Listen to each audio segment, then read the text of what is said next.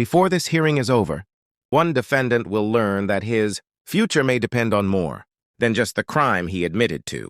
In this courtroom, Kevin Dean Ross appears before the judge facing serious consequences. Already on probation, Ross has returned to court after being charged with evading arrest with a vehicle. But that's only part of the story. During today's hearing, Ross admits to multiple probation violations, acknowledging that he failed to follow several conditions imposed by the court. Those admissions could have major consequences as prosecutors, and the judge evaluate his future. At first, the proceedings seem routine. A plea agreement is presented. The court reviews the allegations. Questions are asked, and answers are given under oath. But as the hearing continues, it becomes clear that this case is about much more than a single charge. The court accepts a plea agreement that places an 8-year cap on Ross's sentence. However, the final punishment will not be decided today. Instead, the judge will determine the sentence at a future hearing after reviewing additional reports and information. Then comes the moment that changes the tone of the entire proceeding. After the legal matters are addressed, the judge turns her attention to Ross's conduct while incarcerated. What follows is a direct and unmistakable warning. The judge expresses concern over reports of rule violations and disrespectful behavior toward correctional staff, making it clear that every action taken behind bars can influence what happens next in court.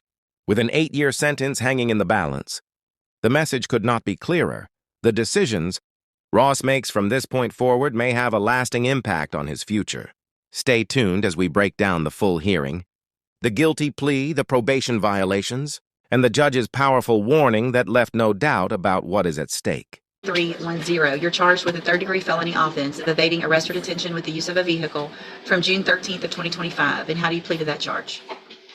Are you pleading guilty freely and voluntarily? Yes, ma'am. And are you pleading guilty because you actually did what they charged you with? Yes, ma'am.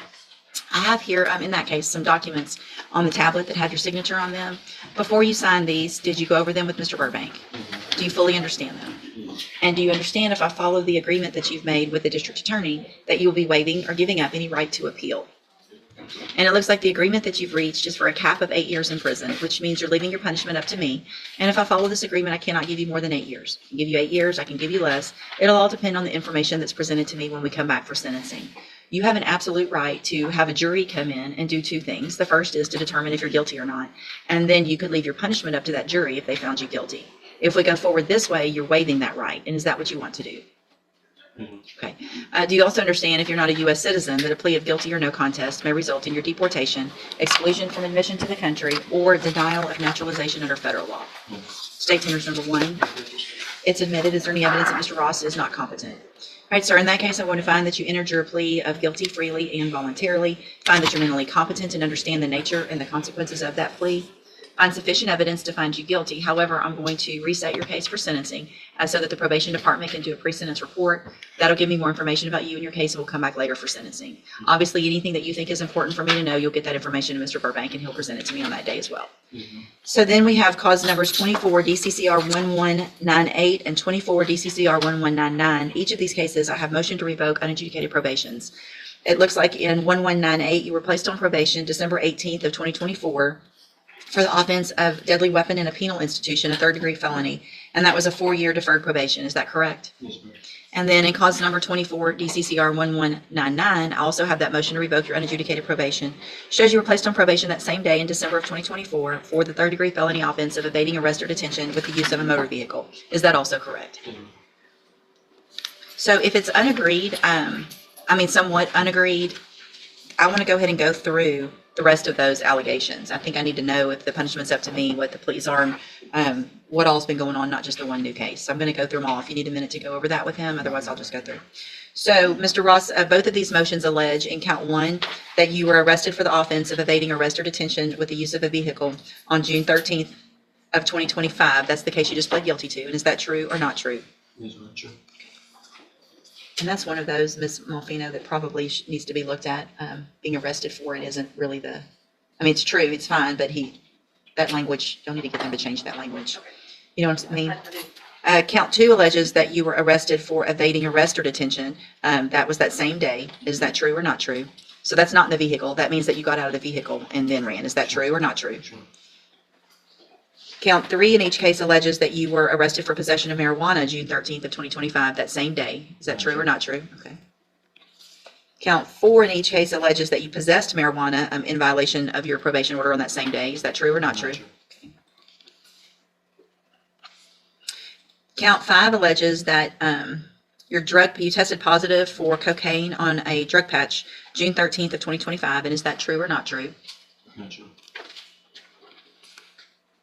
Count 6 alleges that you were at a location other than your residence at approximately 1:39 a.m. on June 13th of 2025. That's true? Yeah. And then count 7 in each case alleges that you're a little behind in your court assessed fees in each case. Is that true or not true? Did you enter your pleas of true in each of your cases to counts 1, 2, 6, and 7 freely and voluntarily? Yes, ma'am. And because those counts are actually true. Yes, ma'am. All right, then I'm going to find in each of your cases that, in these cases also, I have here on the tablet some documents that have your signature on them. Did you also go over these with Mr. Burbank? Yes, ma'am. And do you fully understand them? Yes, ma'am. And again, you understand if I follow any agreement that you've made with the district attorney, that you'll be waiving or giving up any right to appeal. Yes, ma'am. And are these just no agreements just to run concurrently? Well, no, there's a cap of 8 on those. Yep. Y'all didn't write that on here. I thought I did. All right, or it might not have come through. So there's so cap of 8 in each. Yeah. So the agreement is the same as the other case, Yeah. that I can sentence you up to 8 years in prison or less, depending on the information that's brought to me at a hearing. You understand? Yes, ma'am. State tenders number 1 in each of those No, cases. different states, one in each case. It's admitted in those cases. Mr. Ross, I'm going to find that you entered your pleas of true to counts 1, 2, 6, and 7 freely and voluntarily. Find those counts true, find sufficient evidence in each of your cases to find you guilty, and revoke your probations. However, I'm not going to do that today. I'm going to reset your cases for sentencing. We'll get the probation department to do updated reports, and then, again, anything that's important for me to know, get that information to Mr. Burbank, and he'll present it to me on your behalf when we come back. And if there's anything of those that you feel like proven up at that time, I think it's just mainly the drug patch and that possession of marijuana, but either way. The probation officer, for your judgment, would you like to hear from Mr. Ruiz who's been relocated? No, I think we're good with the others.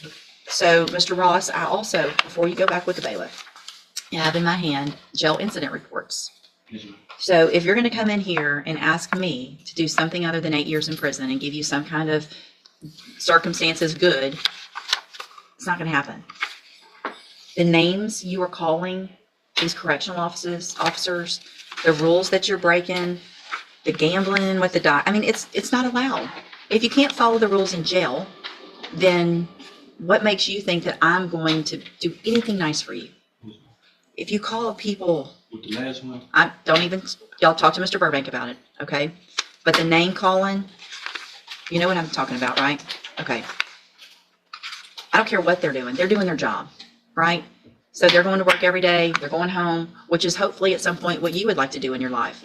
Get a job, go home, be with your family.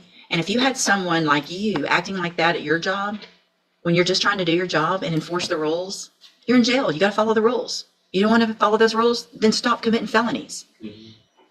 All right. Go back with the bailiff. Let's see you sentencing. I'll be excused. Yes, sir.